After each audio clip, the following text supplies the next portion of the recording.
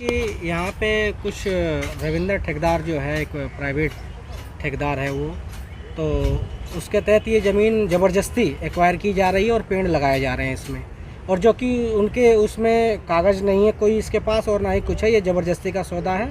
Police वालों को लेके आता है, 4-5 पुलिस वालों को, और ज़बरदस्ती ये पेड़ में खेतों में पेड़ लगाता है ये है। और हम कुछ भी इसका विरोध करते हैं तो सीधे हमें धमकी देता है कि हम तुम्हें जान से मरवा देंगे। मतलब क्या बोलता क्या है वो आप लोगों को? ये कहता है कि ज़मीन ये सरकारी है, हम सरकार से हमने ले लिया है, आप ज़मीन खाली कर दें। उसके पास कोई कागज है? कोई कागज़ नहीं है जी। कागज होगा ना तो कागज़ वो नहीं है, कागज़ है लेकिन वो है PWD, ये जो रोड के किनारे किनारे जो 20 मीटर 30 मीटर जो दायरे में जो उनके पेड़ लगाना है उसको दिया गया है। उसके आड़ में ये यमुना खादर में ज़बरदस्ती किसानों को हड़का के धमका के पुलिस के माध्यम से, अपने गुंडों के माध्यम से ये ज़बरदस्ती कब्जा कर रहा है जी। और ऐसा कोई भी नहीं इसके पास कागज़ है, ना कोई पेपर है। अभी फिलहाल में आप DM ऑफिस गए इस मामले को लेकर के? आप लोग सभी? हमने हर जगह कार्रवाई की, हर कोई मंत्रालय नहीं छोड़ा, कोई भवन नहीं छोड़ा और कोई अधिकारी को नहीं छोड़ा। हमने हर जगह सूचना दी है, हर जगह इत्तला किया हुआ है कि हम यमुना खादर किसान है जी, हमारे साथ ऐसा ऐसा हो रहा है, लेकिन हमारी कहीं सुनवाई होती ही नहीं है। जो देखता है यमुना खादर के, अरे भगा दो उनको, निकाल दो यहाँ से। आंटी क्या परेशानी बता रही हैं अपनी? मेरे लिए परेशानी बहुत बड़ी है। ठेकेदार आता है, वो आके फोटो खिंचवाता है यहाँ की बहू बेटियों के, और दबंगगिरी से 10-5 मतलब गुंडे लेके आता है, और उनके साथ पुलिस वाले भी होते हैं। और ये कहता है कि ज़मीन हमारी है, मैं सरकारी ठेकेदार हूँ, जबकि उसके पास कुछ नहीं है। उसके पास 5 साल का टेंडर है, वो भी कहाँ का है, रमेश पारक और कई जगह के कागज़ हैं उसके पास, और यहाँ का कोई कागज़ नहीं है उसके पास, नहीं कोई टेंडर है। ये चीज़ है उसके पास और कुछ नहीं है। और कहता है कि 4 से लेडीज बुला के और तुम्हें पिटवाऊंगा। पुलिस वाले भी यही कहते हैं कि लेडीजों पे पिटवाओ, ये करवाओ वो करवाओ। अच्छा, लेडीज पुलिस भी आई थी कल और हमें मारने की भी धमकी दे रहे। पुलिस वाले ये भी कह रहे हैं कि तुम्हें उठा के बंद कर देंगे। 1 हफ्ते पहले मेरा लड़का बंद करा था और बेमतलब का रास्ता चलता हुआ। अच्छा, बंद किया था? कोई नोटिस था उनके पास? कोई कागज नहीं था, कोई नहीं था। वो अपनी दबंगगिरी चला रहे हैं वो लोग, हमें जीने नहीं दे रहे। मेरा आदमी नहीं है, मेरा आदमी काफी साल है मरे भैया। एक मैं विधवा औरत हूँ और बहुत परेशान हूँ। मैं मोदी जी से भी गुहार लगाती हूँ, हाथ जोड़कर प्रार्थना भी करती हूँ और नमस्कार भी करती हूँ। मैं एक विधवा औरत हूँ, बहुत परेशान हूँ, और मैं यह देश के लिए क्या नहीं कर सकती हूँ, सब कुछ कर सकती हूँ। तो आप क्या चाहती है कि इसकी निष्पक्ष जांच होनी चाहिए? इसकी जांच होनी चाहिए। और 5,000 रुपया बीघा के ठेकेदार लेता है। अच्छा। तो यहाँ रहने देता है। अच्छा, अगर लीज लेनी है तो सरकार हमसे ले, ठेकेदार का हमसे क्या मतलब लीज लेने का? अच्छा, आप लोगों से पैसा भी लिया जाता है? हाँ, 60,000 रुपया मांग रहा था मेरे से। मैं बेघर पड़ी औरत हूँ, वो हमें धमकी देता है कि बढ़िया भाग यहाँ से। क्या करेगी तू यहाँ, क्या कर सकती है? 60,000 रुपए जो क्या सालाना मांग रहा था? 60,000 रुपया साल के मांगता है। तभी आप खेती कर सकती हो? जब खेती कर सकते हैं। और नहीं भागो यहाँ से। अभी पुलिस वाले कह रहे थे तुम्हारी झुग्गी झोंपड़ी तोड़ देंगे, तुम्हें भगा देंगे। और पुलिस वाले आते हैं, मेरी बहू बेटियों की वीडियो बनाते हैं, और ठेकेदार भी आता है, गलत इस्तेमाल कर रहे हैं हमें। ये खेत है जी, इसमें अभी तोरी लगी है, कुछ उधर घिया हुआ है, हाँ, कुछ इधर भिंडी मंडी लगी हुई है। ये जी खेती बाड़ी, इसमें ज़बरदस्ती ये पेड़ लगाए गए हैं जी, इसमें ज़बरदस्ती। और यहाँ पे 4 आदमियों को लाके और ज़बरदस्ती, और पुलिस वालों को लाके, और ये ज़बरदस्ती पेड़ लगाया गया है जी खेतों में हमारे। हाँ जी, अमरूद का पेड़ है, फिर भी इसके नीचे पेड़ लगाया गया मैम। इसके नीचे ये पेड़ लगा के गए? हाँ जी, और जिस पे फल आ भी रहा है। पीपल का पेड़ लगाया है, और जो कि इसका कोई मतलब नहीं बनता। देखिए मैम कहाँ तक लगा पूरा बगान है, और इसमें ज़बरदस्ती इसमें पेड़ लगाया गया है जी, देख लो। इसमें ये मैम ज़बरदस्ती लगाया गया है। हाँ जी, हाँ जी, हाँ, ज़बरदस्ती लगाया गया है जी। ये पुलिस वालों को लाके पैसे खिला के और जब लगाया गया लाके, और ये पेड़ ज़बरदस्ती लगाया गया है यहाँ पे, और जो कि यहाँ के कोई मतलब नहीं बनता। जी मैम, कोई मतलब नहीं बनता, फिर भी ज़बरदस्ती यहाँ पर पेड़ लगाए। मैडम, हमारी 3 पीढ़ी ये खेती करती आ रही है, मूली की, धनिया की, पालक की, है गुलाब की खेती, और हमें दूसरा हुनर हमारे माँ बाप ने सिखाया नहीं, और उनके भी यही गति रही जो 3 पीढ़ी हमारी चलती आई।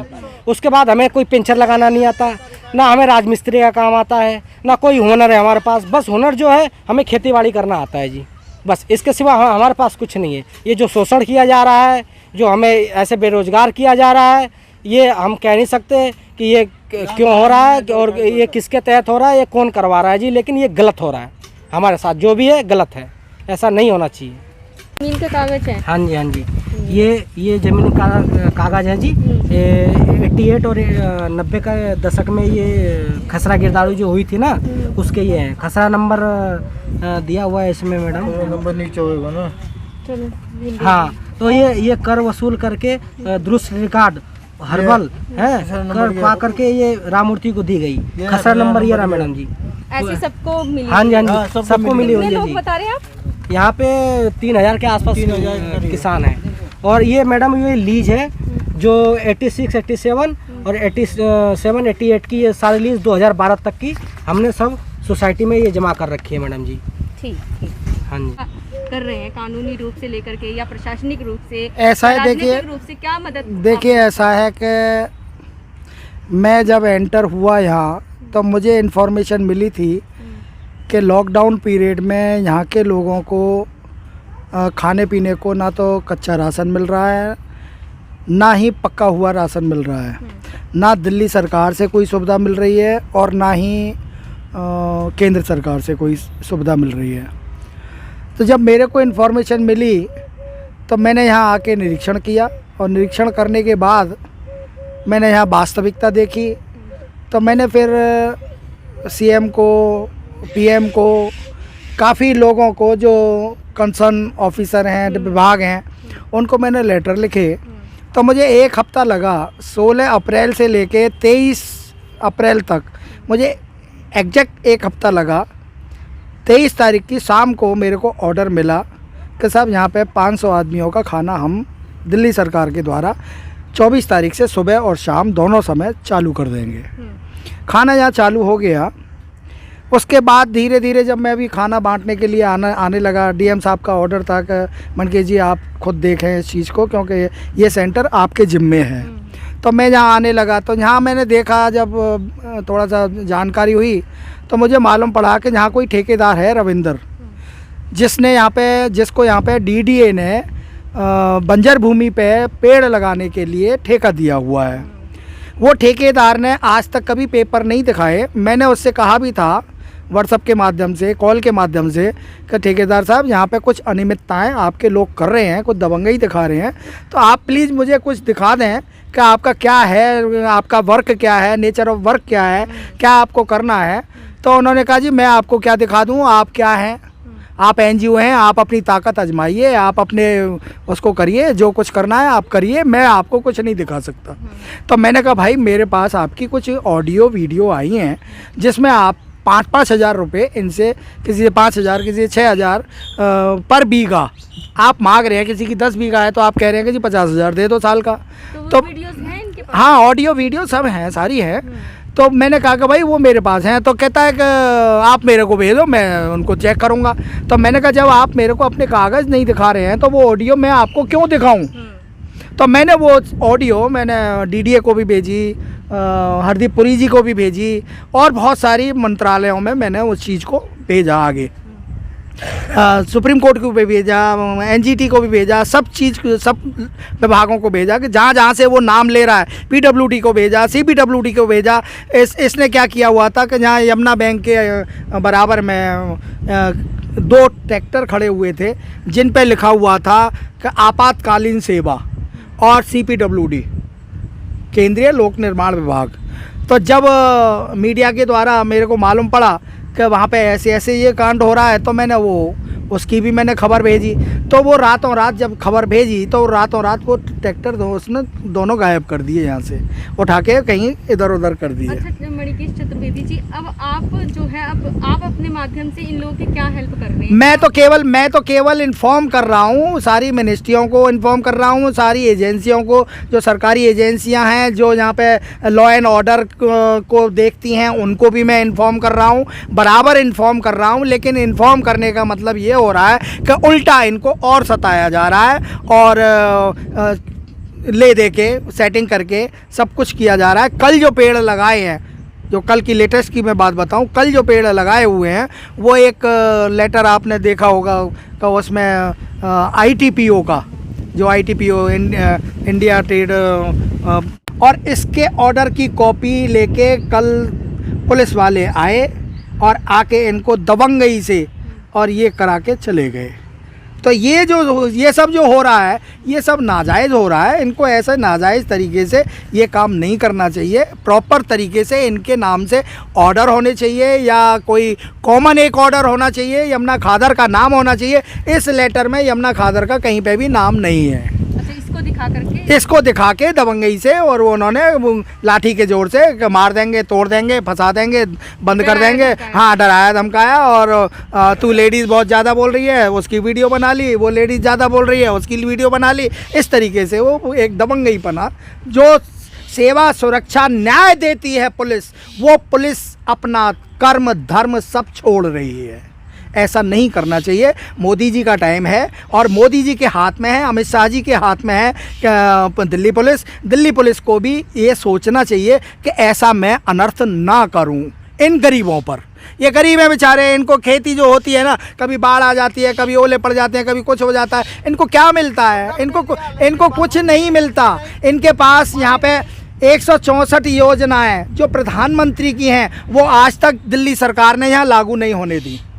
चाहे जनधन खाते हो, चाहे उज्ज्वला योजना हो, चाहे स्वच्छता अभियान के तहत जो इतने बड़े बड़े दावे किए जाते हैं कि कोई महिला खुले में शौच न जाए, यहाँ पे सब खुले में शौच जाते हैं। ये बड़ी विडम्बना है। ये बड़ा आश्चर्य की बात है कि किस तरीके से ये अपने दिल्ली जैसी जगह में विधानसभा ये सचिवालय से 1 किलोमीटर के दायरे में ये सब हो रहा है। ना दिल्ली सरकार की बिजली पानी की जो फ्री की योजना है वो भी नहीं मिल रही हैं। यस ये सब हो रहा है और ये सब मिली भगत से हो रहा है। सारे सरकारी अधिकारी, चाहे वो वन विभाग के हों, चाहे वो DDA के हों, जो भी यहाँ निरीक्षण करने आता है ठेकेदार उनको पैसे देता है और दे के वो अपने ओके राइट करके चले जाते हैं। तो आप अपने NGO के माध्यम से सरकार से क्या अपील करें? मैं NGO के माध्यम से एक राष्ट्रपति को भी मैंने बोला है, मैंने PM को भी बोला है कि सब इनके बारे में आप CBI इंक्वायरी बैठाएं और इंक्वायरी बैठा के जो दोषी हैं उनको आप दंडित करें कि इस तरीके से दोबारा इनके साथ ना हो। सुप्रीम कोर्ट की हम भी अवहेलना नहीं कर सकते, हम भी उनका सम्मान करते हैं, NGT का भी हम सम्मान करते हैं कि अगर उनके कुछ ऑर्डर हैं तो वो दिखाए जाए ना, इनको समझाए जाए ना। इनको अगर समझाएंगे और दिखाएंगे तो शायद मैं समझता हूँ कि ये मान जाएंगे। आप ठेकेदार किसी और ठेकेदार को दे रहे हैं, वो ठेकेदार इस तरीके का नाटक कर रहा है, तो मैं कहता हूँ कि भैया इनको ही दे दो। 1935-40 से ये काम कर रहे हैं यहाँ पे, तो यही पेड़ लगा देंगे। आप अमरूद के कहें, फल के कहें, NGT ने तो खुला कहा है कि आप फल फ्रूट के पेड़ लगा सकते हैं, इनको रोजगार मिल जाएगा, ये लगा देंगे। ये बेचारे बाढ़ आ जाती है तो कहीं इधर उधर चले जाते हैं, सब गाय बच्ची छोड़ के, इनकी झोंपड़ियाँ टूट जाती हैं। तो इनके साथ न्याय करे। ये भगोड़े नहीं हैं, ना ही ये कहीं किसी देश से जी ना ये कहीं से आए हुए हैं, कहीं कोई शरणार्थी नहीं है, ना पाकिस्तान के, बांग्लादेश के, कहीं के नहीं है। हालांकि हमारी सरकार है, जो केंद्र सरकार है, जो शरणार्थी होते हैं उनके लिए भी